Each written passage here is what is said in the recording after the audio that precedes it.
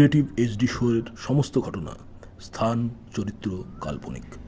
বাস্তবের সঙ্গে এর কোনো সম্পর্ক নেই, কেবলমাত্র আনন্দ দেবার উদ্দেশ্যে এগুলি বানানো।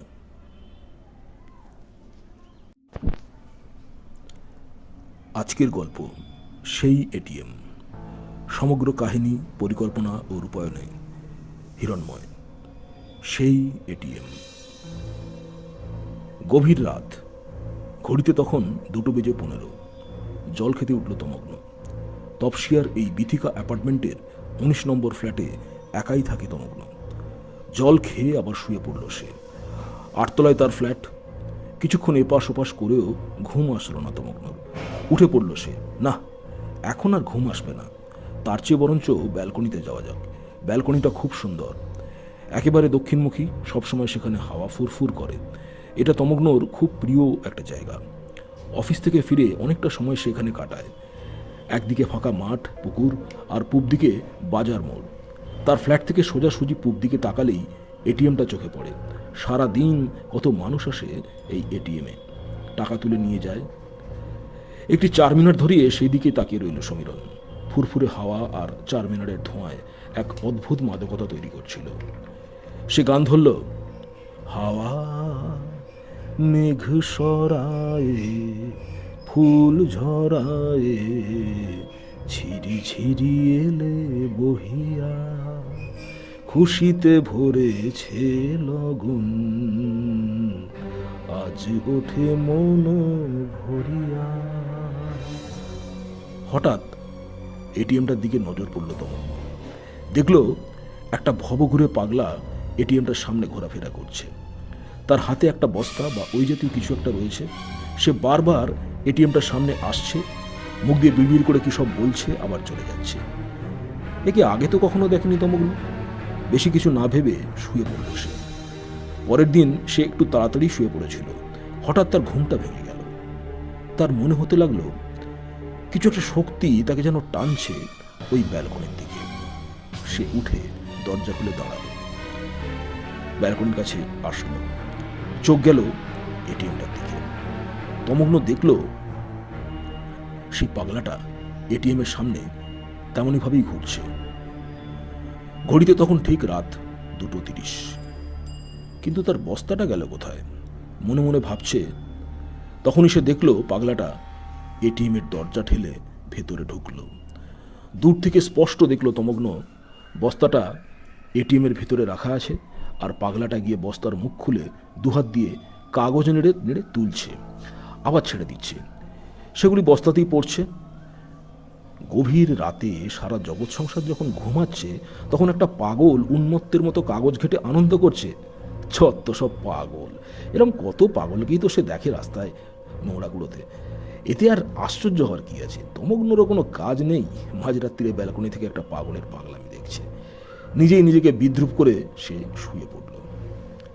পরের দিন অফিসে লাঞ্চের সময় তার কথাটা হঠাৎ মনে পড়ল। তার মনে হলো, আচ্ছা, অত জায়গা থাকতে পাগলাটা এটিএমে কি করছিল? আর বস্তা থেকে যে কাগজগুলো বের করছিল, সেগুলো কি কাগজই ছিল? অত দূর থেকে সেটা বোঝা যাচ্ছিল না। তার শরীরের মনে এক তীব্র শিহরণ খেলে গেল। তাহলে কি? আরে ধ্যাৎ, সেটা কি করে সম্ভব? ওগুলো টাকা ছিল। এক তীব্র উদ্বেগ মিশ্রিত কৌতূহলে ভরে গেল তমগ্নর মন। সে লাঞ্চ সেরে গেল ল্যাবে। সেখানে কলিগ আত্রেয়কে বলে মিনি বায়নাকুলারটা নিয়ে এলো সে। যদিও এমন আনার নিয়ম কিন্তু নেই, তবু সে নিজ দায়িত্বে জিনিসটা নিয়ে এলো। রাতে সে খেয়ে নিয়ে জেগে থাকলো। ঠিক 2:15 নাগাদ ব্যালকনিতে এলো তমগ্ন। দেখলো পাগলাটা বস্তা নিয়ে এটিএম এর ভেতরে ঢুকলো। বায়নাকুলারটা নিয়ে তাড়াতাড়ি তাতে চোখ রাখলো তমগ্ন। আর যা দেখলো তাতে তার মাথার চুল খাড়া হয়ে গেল।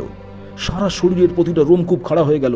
সে দেখলো পাগলাটা গিয়ে এটিএম এর সুইচগুলো টেপাটেপি করছে, আর সঙ্গে সঙ্গে বেরিয়ে আসছে টাকা। হুড় হুড় করে টাকা বেরোচ্ছে, আর পাগলাটা এটিএম এর ভিতরে আনন্দে নৃত্য করছে। বাকরুদ্ধ হয়ে গেল তমগ্ন। নিজের চোখকে সে বিশ্বাস করতে পারছে না। আরে কি করে এটা সম্ভব? এই অবিশ্বাস্য ঘটনা সে কাকে বলবে, আর কেই বা বিশ্বাস করবে?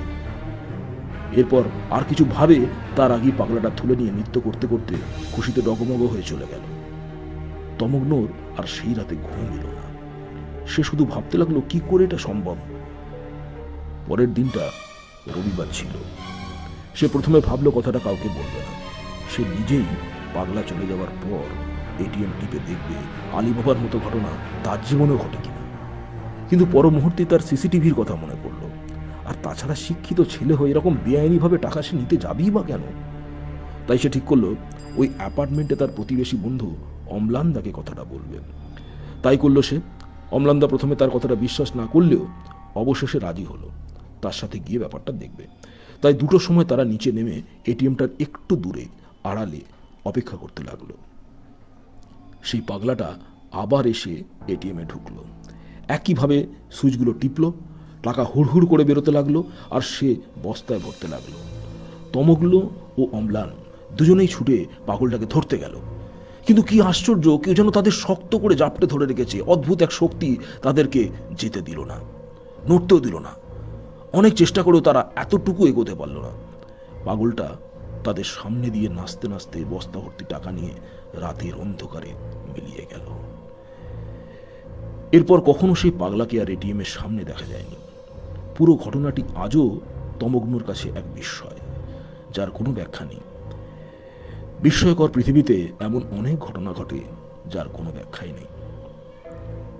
শেষ হলো আজকের গল্প, সেই এটিএম। কাহিনী, পরিকল্পনা ও রূপায়ণে হিরণময়। গল্পটি আপনাদের ভালো লাগলে অবশ্যই লাইক দেবেন এবং নিয়মিত এরকম রোমহর্ষক গল্প পেতে আমার চ্যানেল ক্রিয়েটিভ এইচডি শোকে সাবস্ক্রাইব করবেন। ধন্যবাদ, ভালো থাকবেন।